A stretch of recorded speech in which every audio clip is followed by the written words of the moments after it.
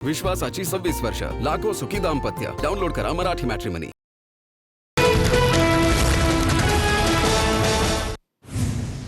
खडकवासला धरण क्षेत्रामध्ये सुरू असलेल्या सततच्या पावसाने धरणाच्या पाणी पातळीमध्ये वाढ झाली. धरणातून मुठा नदीपात्रात 22,880 क्युसेकने पाण्याचा विसर्ग.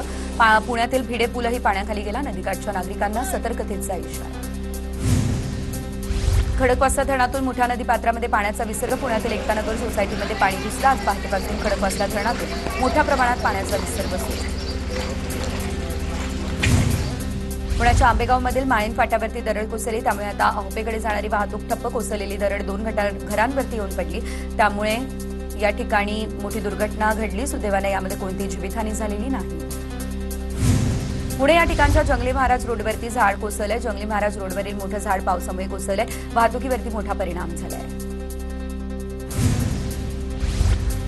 तर पुण्याच्या महापौर मंजुषा नागपुरे यांच्याकडून नदीकाठच्या भागामध्ये पाहणी करण्यात आली. राजपूत झोपडपट्टी, पुलाची वाडी, एकतानगर, निंबज नगर या भागामध्ये त्यांनी पाहणी केली.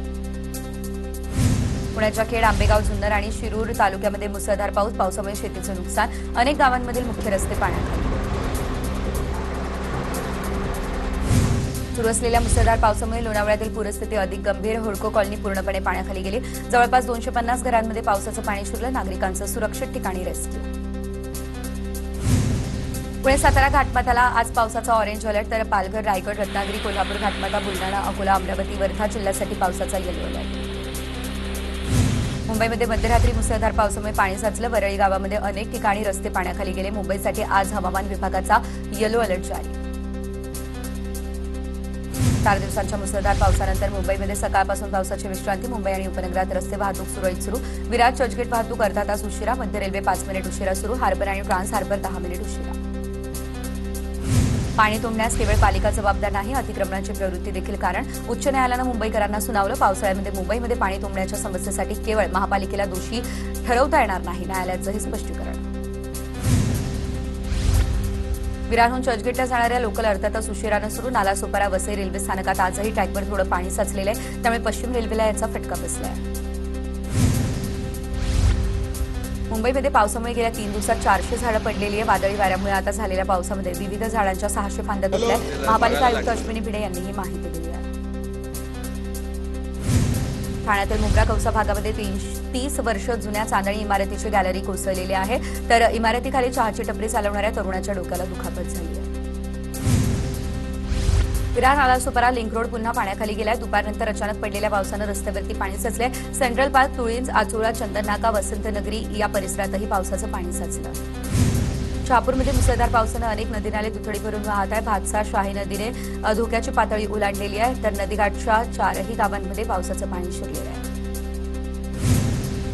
भिवंडीच्या पडगा या ठिकाणच्या गणेशनगरमध्ये नाल्याशेजारी असणाऱ्या घरांमध्ये पावसाचं पाणी शिरलं. या परिसरामध्ये 4 ते 5 फुटांपर्यंत पावसाचं पाणी साचलं. एका घरात 4 जण अडकल्याची माहिती स्थानिक पडगा पोलिसांना मिळाली. पडगा पोलिसांनी पाण्यातून सर्वांना सुखरूप बाहेर काढलं. शहापूरमध्ये खांडीचा पाडा या ठिकाणी घरांवरती दरड कोसळली. या घटनेमध्ये कुठली जीवितहानी नाही. मुसळधार पावसाने 6 ते 7 घरांचं नुकसान झालं. स्थानिक नागरिक आणि ग्रामपंचायतीच्या मदतीने दरड हटवण्यात आलेली आहे. मुसळधार पावसामुळे भिवंडी तालुक्यातील तांजा नदीला पूर आलेला आहे. तर अकलोली, वज्रेश्वरी, गणेशपुरी आणि उसगाव या परिसरामध्ये गंभीर पूरस्थिती आहे. पाण्यात अडकून पडलेल्या वयोवृद्धांसह सुमारे 50 ते 60 गावकऱ्यांची पुराच्या पाण्यातून सुखरूप सुटका झाली आहे. भिवंडी शहरातील दुंदानगर भागामध्ये 1 मजली चाळीवरती 40 वर्ष जुनं झाड कोसळलंय. झाड कोसळलं त्यामुळे चाळीतील 3 जण जखमी झाले. मुसळधार पावसामुळे शहरातील अनेक भागात झाडांची पडझड झाली. मुरबाडमध्ये मुसळधार पाऊस होतो त्यामुळे कनकविरा नदीला पूर आलाय. टोकावडे गावाशेजारी असलेल्या हेदवली या गावामध्ये कनकविरा नदीचं पाणी शिरलं. त्यामुळे गावाचा संपर्क पूर्णतः तुटला.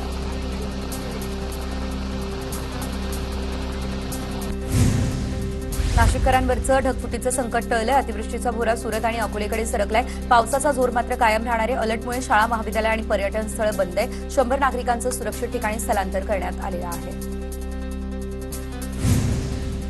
नाशिकच्या गोदाघाट परिसरात पाण्याची पातळी वाढली आहे. दुतोंड्या मारुतीच्या गुडघ्यापर्यंत पाणी पोहोचलं. नाशिकमध्ये कालपासून पावसाची संततधार सुरू आहे. रामकुंड परिसर या परिसरामध्ये अनेक लहान मोठी मंदिरं आहेत जी की आता पाण्याखाली गेली आहेत.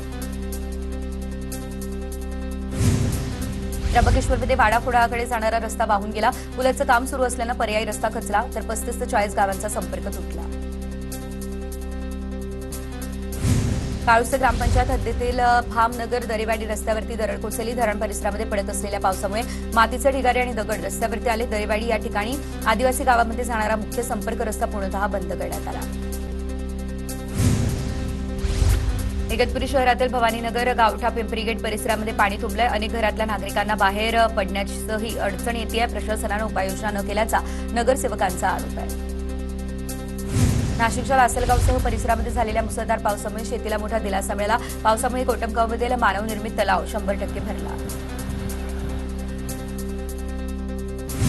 नाशिकच्या पंचवटीमधील मालेगाव स्टँड परिसरामध्ये पिंपळाच्या झाडाची मोठी फांदी तुटली. रस्त्यालगत उभ्या असलेल्या चारचाकीवर फांदी पडली. वाहनाचं नुकसान झालं. सुदैवाने या घटनेत कोणतीही जीवितहानी झालेली नाही.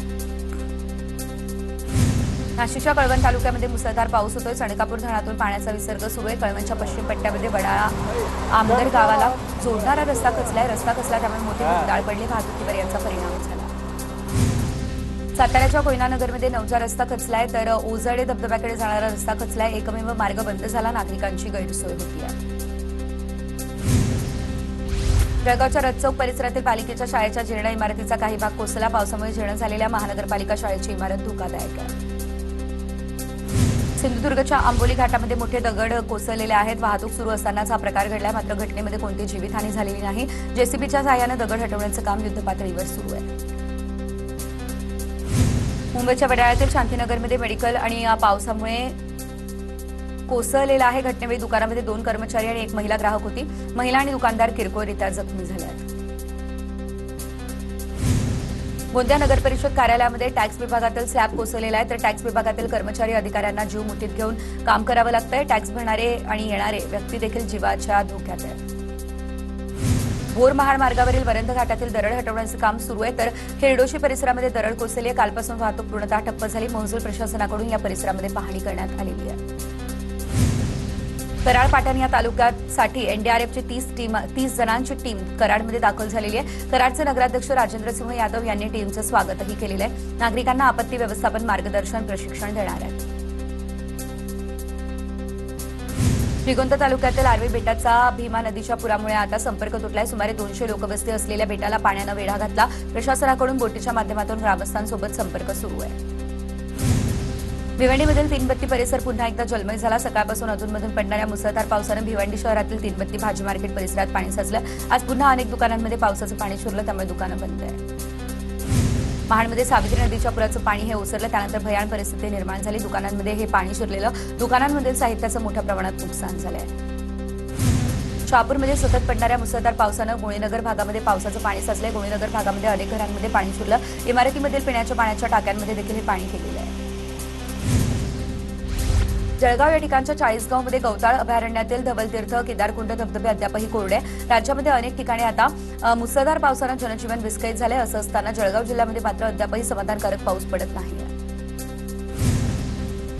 नाशिकच्या देवळात चोळवाडी धबधब्यावरून पडून तरुण बेपत्ता झालाय. ऋषिकेश संसारे असं बेपत्ता मुलाचं नाव आहे. ऋषिकेश आपल्या मित्रांसोबत धबधब्यावर फिरण्यासाठी आला. धबधब्यावरती तोल जाऊन तो पाण्यात पडला.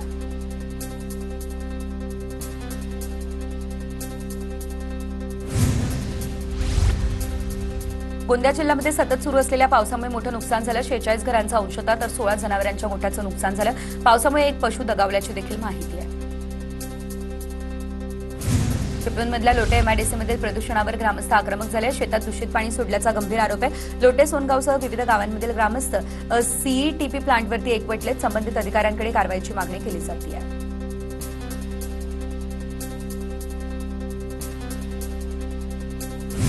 रत्नागिरीच्या लांजा तालुक्यात पावसाचा जोर ओसरला. मात्र तरी वेगवान वाऱ्यानं महावितरणचं मोठं नुकसान झालंय. वेगवान वाऱ्याने अनेक ठिकाणचे महावितरणचे पोल आडवे झालेले आहेत. अनेक गावांमध्ये सध्या 4 ते 6 दिवसांपासून बत्ती गुल आहे. सांगलीच्या शिराळा तालुक्यातील चांदोली धरण पाणलोट क्षेत्रामध्ये मुसळधार पाऊस होतोय. 24,140 मिलीमीटर इतक्या पावसाची नोंद झाली. चांदोली धरणाच्या पाण्यासाठी झपाट्यानं वाढ होतीये. जळगाव जिल्ह्यातील पाचोरा तालुक्यातल्या पहान गावात पावसाची जोरदार हजेरी. पहान गावामध्ये आलेल्या मुसळधार पावसामुळे आता नव्यानं बांधण्यात आलेले तलाठी कार्यालय पाण्याखाली गेले आहे. हवामान विभागाच्या इशाऱ्यानंतर निफाडमध्ये टोमॅटो आणि मिरची उत्पादक शेतकऱ्यांची चिंता वाढली आहे. जोरदार पावसामुळे अनेक शेतामध्ये पावसाचं पाणी साचलंय. टोमॅटो आणि मिरची पिकाचं मोठं नुकसान होण्याची भीती आहे. पुणे मुंबई रेल्वे सेवा आजही बंद आहे. ठाकूरवाडी केबिन आणि मंकी हिल केबिन भूस्खलन झाल्यानं रेल्वे सेवा विस्कळीत झाली आहे. रेल्वे मार्गाच्या दुरुस्तीचं काम सध्या सुरू आहे.